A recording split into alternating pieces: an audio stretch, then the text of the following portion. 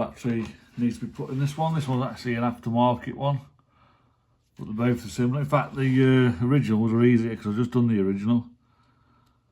So you just got like a little screwdriver slot just there. Just turn it to the right or inwards and you'll hear it open. And do the same the other side. I just got to check because the light ain't brilliant. There it is. And that's it. These don't fall to pieces as easy as the other ones I've used. The buttons seem to stay in place. And then you just put your battery in there. It says it's a CR2032. So that's it, it's easy. I'm just going to generate this now to the vehicle.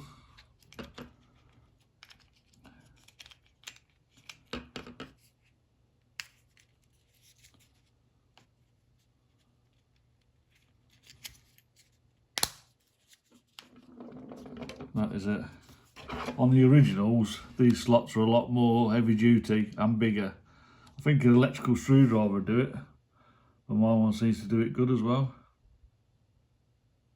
But just the normal electrical screwdriver types would do it well. Easy job. Put the key in and out, you just use that button.